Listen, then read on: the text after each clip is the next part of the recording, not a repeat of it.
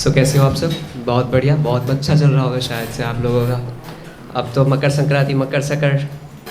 આવી ગયું હશે, બધા પતંગ ચગાવવાની બધામાં કેવા પ્રિપેર થઈ ચૂક્યા હશે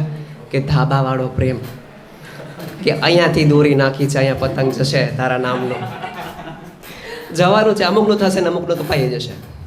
કે બીજાના તાર બીજા ભીડાઈ જશે, કે આ તો ભાભી છે એટલે આમાં ના હોય. બરોબર છે, પણ કહેવાય ને કે પ્રેમ પ્રકરણો છે ને બહુ સારા એવા લખો ને ત્યારે તમને ખબર પડે કે પ્રેમ પ્રકરણની અંદરની મારો ઉડાયેલો પતંગ તારા ધાબે પહોંચે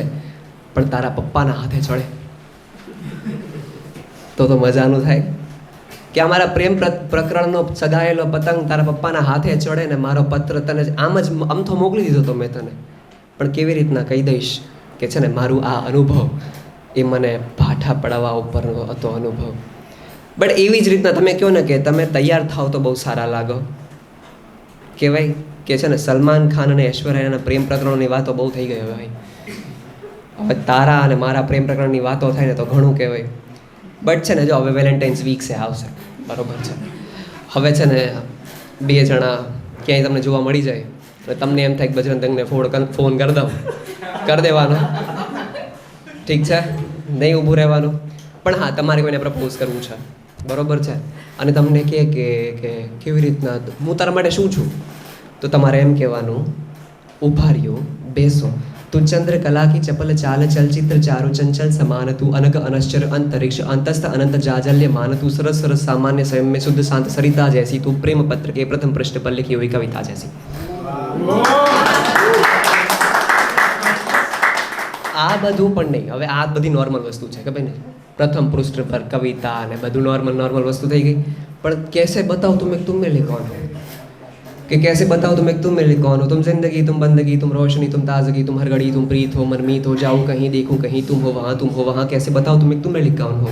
ये जो धड़कनों का गीत है, जीवन का संगीत है, चंदन से तरसा है बदन जिसमें बहती ये गगन, ये शोखियाँ ये मस्तियाँ तुमको हवाओं से मिली जुल्फे घटाओं से मिली आंखों को चीले खिल गई, चंदन में सिमटी चांदनी आवाज़ में है रागनी, फूलों के जैसा रंग है क्या हुस्न है क्या हाल है, कैसे बताओ तुम्हें तुम मेरे कौन हो, कैसे बताओ तुम्हें तुम मेरे कौन हो. અને આ અમથી વાતો છે ને મારા મનમાં છે ને ઘણી લખાયેલી હતી કે અંધારી અજવાળી રાત તો મને ગમે છે ને તને ગમે છે, આમ શિયાળાની રાતમાં રિવરફ્રન્ટના રસ્તા માપવા એ તને ગમે છે ને મને ગમે છે, ને આ અમસ્તુ વાત વગરનું વાતમાં હસવું,